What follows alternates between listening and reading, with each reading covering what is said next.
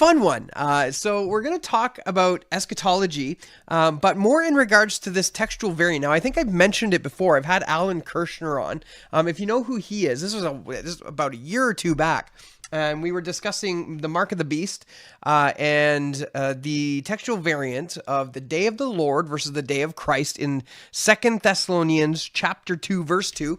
And we're going to talk about that today, partly because I'm preaching on eschatology right now. And as I preach through that, I'm finding some interesting things. And so I wanted to revisit 2 Thessalonians 2, because initially, I think Alan Kirshner, when we were talking, had just kind of said, well, you know, day of Christ and day of the Lord is the same. I had a couple friends here, too, that have been kind of chatting this about, and I think some of them are on the banner that they're the same.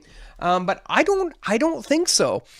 Which means if that's true, and the day of the Lord or the day of Christ, if they're not referencing the same thing, then we have a textual variant here which will impact our view of eschatology, at least in regards to 2 Thessalonians 2.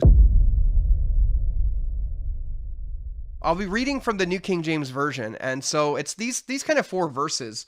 So we got 2 Thessalonians chapter 2, verse 1 to 4. Let's just read through that, and then I'll point to the one section here. But it says, now, brethren, concerning the coming of our Lord Jesus Christ and our gathering together to him, I would take this as the rapture. Okay, I know some of you won't. We ask you not to be soon shaken in mind or troubled, either by spirit or by word or by letter, as if from us, as though the day of Christ had come. Now some, right, and this is the question, day of Christ versus day of the Lord. Let no one deceive you by any means, for that day, in italics, will not come unless the falling away comes first and the man of sin is revealed and the son of perdition, who opposes and exalts himself above all that is called God or that is worshipped, so that he sits as God in the temple of God, showing himself that he is God. Okay, so very famous eschatological passage, right? Eschatological is just fancy word in Greek meaning end times, the study of the end times.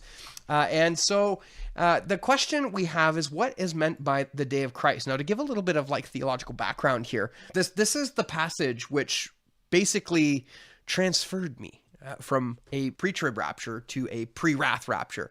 And the reason is because this is so, for me anyway, it became so incredibly clear and plain when I read this, that there's 2 things that are expected before the rapture occurs. Paul is writing to these guys because somebody had apparently come to the Thessalonian church and they're like, hey guys, you know, you missed the rapture, you missed it, you know, and so they were scared. And so Paul is writing pastorally here to kind of set them at ease.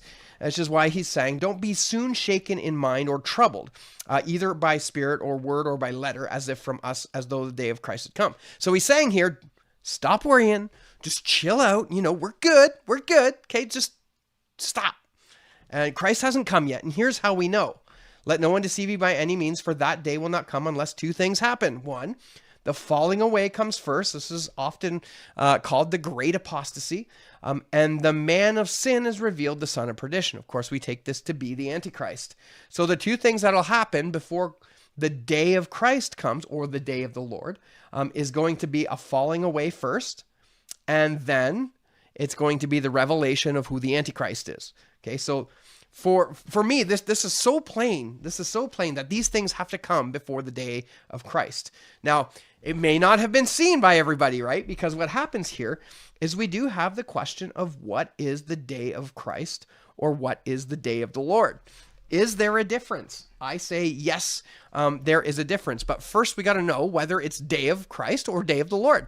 And this is where we get into the question of textual criticism. Now, let me open up my notes here because I'm going to give you like the quick Cole's notes on how this works. So if you take a look at the footnote here, now, again, this is the New King James Version. So we got a note in there that tells us essentially that the Nestle-Aland text reads the Lord. The majority text, F35, Byzantine text form, Textus Receptus, basically anything that's not considered a critical text will have day of Christ. And the reason why they have day of Christ is because if you just take it on sheer numbers, day of Christ is 85% of our Greek manuscripts contain the reading day of Christ. And then 15% of our manuscripts contain day of the Lord. Now, this is where it gets interesting. So if you take a look at some of the numbers, and to some of the numbers, some of the manuscript, the support for Day of the Lord is weighted very heavily on the great unseals. So Aleph, Alexandrinus. Now, keep in mind, Alexandrinus, I know we often talk about Alexandrinus being a Byzantine witness, and it is in the Gospels. In the epistles, not so much. So we have Aleph, Alexandrinus, B, so that's Vaticanus, Sinaiticus, Alexandrinus, and Codex D with a star, which means that the original scribe in Codex D has Day of the Lord. Now, we could just be like, Codex Bizet only, Day of the Lord. We ain't going to go there, though. And then a couple other unseals have Day of the Lord. Now, when you calculate all that up, 15% of all the manuscripts have that. Now, what gets interesting is if you come up to Codex D again, remember the original scribe had Day of the Lord, but some scribe, a second hand, came along and corrected Day of the Lord to Day of Christ. And then we have it in Codex K, 630, 1175, a whole bunch of minuscule manuscripts, including the Byzantine text. So the K group has Day of Christ. So does the majority text. So we have essentially all the manuscripts, minus 15%, contain Day of Christ. Now, I'm inclined just to simply say, okay, it's a Byzantine reading. I'm happy with that's the reading that was propagated by the church, Day of Christ. But what's funny is if you take a look at some of the interesting commentaries that we often take a look at. So Metzger, for example, his textual commentary of the New Testament, he's silent on the issue. He has nothing, doesn't talk about it at all. So they're either so convinced that it's Lord that they just didn't bother to have any sort of, commentary on it. Or they possibly think that there is no difference between Day of Christ and Day of the Lord. Now, again, I don't agree with that. I think there is a difference. And of course, we will go through the scriptures and I will show you why I think there's a difference. So we'll do that after. What's also interesting is take a look here with me. This is the NET Bible. So if we go down to 2 Thessalonians, where is it here? Chapter 2. I thought I had this loaded already. Check this out. Not to be easily shaken from your composure or disturbed by any kind of spirit or message or letter allegedly from us, to the effect that the day of the Lord is already here. Now, here's the interesting thing. They do not have a note there either. So the editors of the NET translation, with their massive footnotes, they don't have a footnote here. So, what is going on? What is going on? Now, what also is very interesting, too, is you take a look at the Family 35 text. That's Wilbur Pickering's work. And if you take a look at this variant, he obviously notes in F35 that the reading is Day of Christ. And then he puts a note. He doesn't do this very often in here, but he puts a note and says, might this be a doctrinally motivated variant? He doesn't say it is. He's just asking the question, saying he's noticing that there's a difference between Day of Christ and Day of Lord. Now, I'm not the only one who thinks this way, but yeah, many tend to see them as meaning the same thing. So yeah, it's surprising to see the silence of Metzger, the silence of the NET notes, and then interestingly enough to see Wilbur Pickering suggest that something is going on. Yeah, so we just noted in the previous section here that Metzger is silent on 2 Thessalonians 2:2. And the NET, New English Translation, its notes are completely silent on the issue. And again, I think this is potentially because they see the great unseal support in this as basically certain and feel no need to mention this variant at all. Either that or they believe that the nuance between Day of the Lord and Day of Christ is so small or not even existent, so they don't feel the need to add this into their commentary. However, there is something to be said about the harder reading. Now we're gonna come to this kind of canon of textual criticism, and what's interesting about that is that this isn't really applied to this verse, to 2 Thessalonians 2:2, and the harder reading is basically what text criticism says, essentially modern text criticism says, well, you prefer the reading that's harder, whether it appears to be a factual error, or whether it appears to be a grammatical mistake, or if it's just something just really strange, but there seems to be some possibility of it being. We prefer the harder reading. Now, what is the harder reading in this sense, right?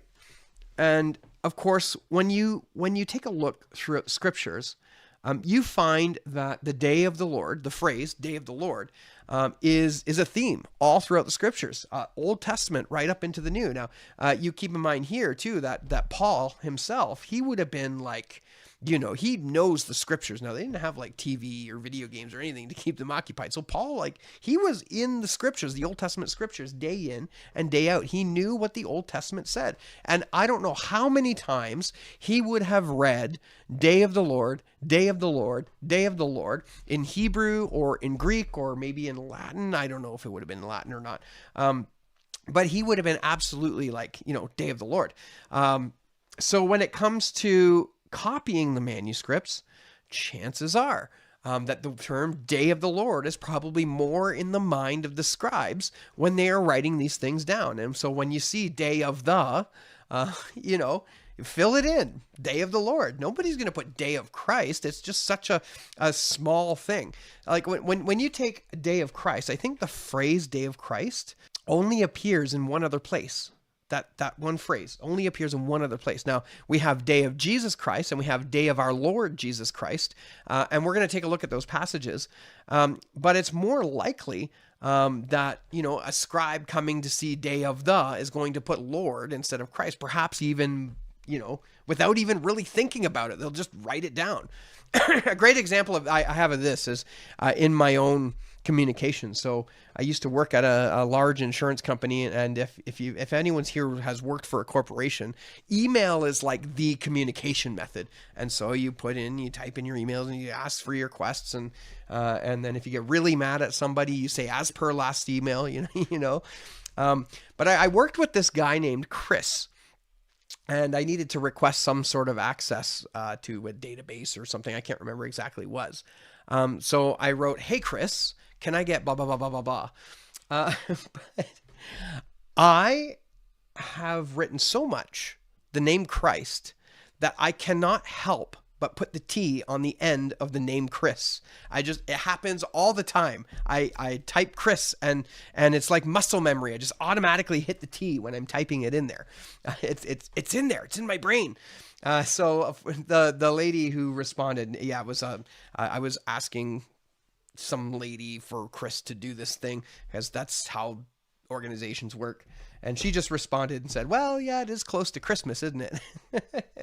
But you can see, just in that one instance, it was in my brain, and I have to work really, really hard to not put the T when I'm writing down the name Chris or when I'm typing it. Either or, it just comes automatically. I have to really put effort into it. And so there's a sense in which you could argue that the same thing is sort of happening here when a scribe writes "day of the," right? Or what is it? He mara tu Kyriou, right? That's what you're going to write, "the day of the Lord," instead of "he mara tu Christou." So it's I would say that the harder reading is going to be "day of Christ." So even though the great unseals, right, have "day of the Lord," the majority, the Byzantine, 85% of our manuscripts have "day of Christ." This is the way to go. So I can explain how "day of Christ" turned into "day of the Lord, but it would be much more difficult to explain how "day of the Lord" had been changed into "day of Christ." Yeah, the definite harder reading, at least in my opinion, would be "day of Christ. So that would fulfill the modern text. Now, of course, I don't hold to reasoned eclecticism for making decisions. This is clearly a Byzantine type reading, and so we would roll with that. So that's kind of 4 points that I had here on trying to decide whether this is "day of Christ" or "day of the Lord." "Day of Christ" is 85% of our manuscripts. "Day of the Lord" is 15%. Yes, they have the unseals, but we have the Byzantine, the majority, with "day of Christ."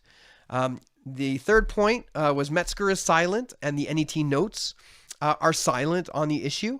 And then 4, the harder reading appears to support Day of Christ. Now, I wouldn't put a whole lot of stock into the harder reading. Why? Because it's essentially internal criteria, and what that means is it's much more subject to the whim of the interpreter. So, yeah, I know we try to be as objective as we can when we make these interpretations, but it's just way too easy. So that's kind of the 4 points there in deciding whether this is Day of the Lord or Day of Christ.